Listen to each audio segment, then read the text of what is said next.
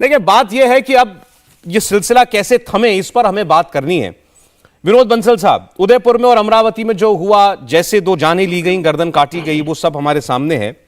उसके बाद भी धमकियों का सिलसिला नहीं थमता। आप देखिए, अजमेर की दरगाह में सलमान चिश्ती जो खादिम है, वो कहता है जो नुपुर का गला काट के लाएगा मैं जायदाद दे दूंगा। गौहर चिश्ती वो नारा लगाता है दरगाह के बाहर खड़ा होकर के, सरतन से जुदा। और जो वहां की अंजुमन कमेटी के सचिव हैं, बेसिकली जो सारा कामकाज देखते हैं दरगाह का, सरवर चिश्ती खुले आम दरगाह के बाहर बाजारों में हिंदुओं की जो दुकानें हैं उनका इकोनॉमिक बॉयकॉट करने की दबी जुबान में धमकी देते हैं, बल्कि कहते हैं कि जायरीन देखें इनका क्या करना। ये सब कुछ हो रहा था, लेकिन अब आरा, गाजियाबाद, ठाणे, ये मामला जो है इन तमाम शहरों तक भी पहुंच गया है। क्या कहेंगे सौरभ जी? इसीलिए इन सब बातों की गंभीरता को ध्यान में रखते हुए आज विश्व हिंदू परिषद ने ऐलान किया है कि सभी हिंदू समाज के लोगों को जिनको भी धमकियां मिल रही हैं, जो भी इस तरह की हिंसक प्रवृत्तियों का शिकार हो रहे हैं, वो निडर और निर्भीक होकर के वहाँ की स्थानीय पुलिस में शिकायत दर्ज करें। उसमें कोई कठिनाई आती है तो हमारे बजरंग दल के कार्यकर्ता पूरा देशव्यापी इसमें जुटे हुए हैं और उसमें वो उनकी मदद करेंगे। कानून का पालन करना और कानून का पालन करवाना, ये हम सभी भारतीयों का परम कर्तव्य है। और इस समय जिस तरह की परिस्थितियां इस्लामिक जिहादियों ने और इस्लाम के नाम पर जिस तरह से जो हिंसा का नंगा नाच करने की जो कोशिश हो रही है, ये देश के अंदर, भारत के अंदर तो कम से कम नहीं चलेगा। ये बहुत हो चुका। अब इनको अविलंब विराम लगाना चाहिए।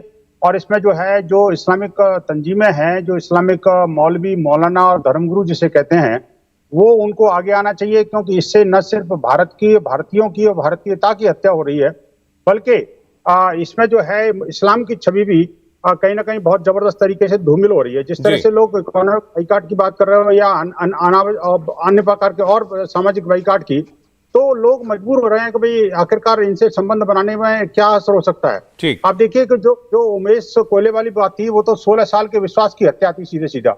आप देखिए, जो एक लंगोटिया यार था, 16 साल साथ में रहा, profession by doctor by profession था और मेडिकल का व्यवसाय के साथ में एक बड़ा अटूट उन दोनों का संबंध था और आर्थिक और अनार्थिक हर तरह की सहायता वो करता था। परिवार में सब घुले मिले थे। इसके बावजूद उसका जिहाद कब जाग गया, इसका किसी को भान तक नहीं हो पाया। नहीं, चले ठीक। देखिए यहां ये बहुत सारे सवाल उठ खड़े हुए हैं कि उस विवादित बयान के समर्थन में कोई अगर कुछ लिख देगा सोशल मीडिया पर तो उसका कत्ल हो रहा है। लेकिन जो ये तस्वीर इस वक्त हम स्क्रीन पर आपको दिखा रहे हैं, ये ठाणे के बजरंग दल के संयोजक हैं। मैं कादरी साहब के पास जाना चाहता हूं। अब इनके साथ क्या हुआ, उन्हीं की तस्वीर लीजिए जरा, ठाणे वाली तस्वीर लीजिए जरा। इनकी क्या गलती थी मौलाना साहब? इस व्यक्ति ने कोई ट्वीट नहीं किया था, कोई ऐसी विवादित पोस्ट नहीं की थी। वो बजरंग दल का कार्यकर्ता है।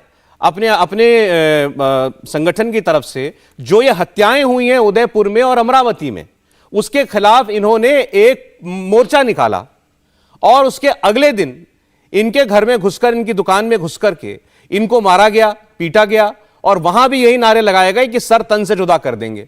वो तो वहां पर और लोग आ गए तो इनकी जान बच गई, ऐसा इनका कहना है। बताइए, अब इस किसी हत्या के खिलाफ प्रोटेस्ट करना भी गुनाह हो गया है? साहब, हत्या के खिलाफ प्रोटेस्ट करना हो या किसी टिप्पणी के खिलाफ पीसफुल प्रोटेस्ट करना हो, यह कतई तौर पर गुनाह नहीं है। ये हमारा अपना संविधान इस बात की इजाजत देता है कि हम पीसफुल प्रोटेस्ट संविधान के दायरे में रहते हुए कर सकते हैं।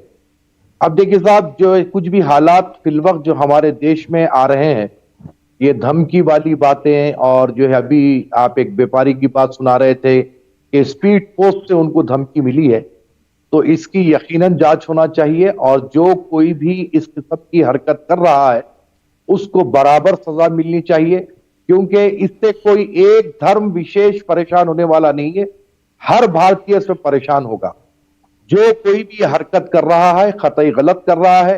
जिसने भी गलती की है, जिसने भी किसी के धर्म की भावनाओं को आहत पहुंचाई है, वो हमारा कानून है, हमारा संविधान है।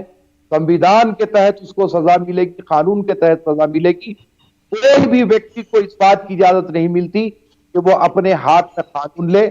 आपके चैनल के माध्यम से तमाम भारतवासियों से और बिलखुसूस मुसलमानों से मैं बात की अपील करूंगा कि जो कोई भी ऐसी हरकत कर रहा है या किसी की उकसावे में आकर सरकार मदीना सल्लल्लाहु अलैहि वसल्लम के नाम पर ऐसी कोई हरकत कर रहा है तो खुदारा अपनी जिंदगी को बर्बाद मत करो और हिंदुस्तानी मुसलमानों को परेशान मत करो, क्योंकि इसका असर एक की तरफ से सारी कम्युनिटी पे आएगा, इस्लाम पर आएगा और इस्लाम की छवि खराब होगी।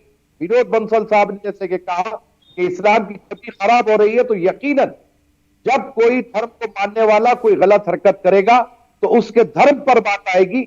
हमको ऐसे चीजों से बचने की जरूरत है और सरकार मदीना सल्लल्लाहु अलैहि वसल्लम के बताए हुए रास्ते पर अमल करने की जरूरत है। इंडिया टीवी हर वक्त हर जगह डाउनलोड करने के लिए सर्च करें India TV news Google play store या ऐप स्टोर पर।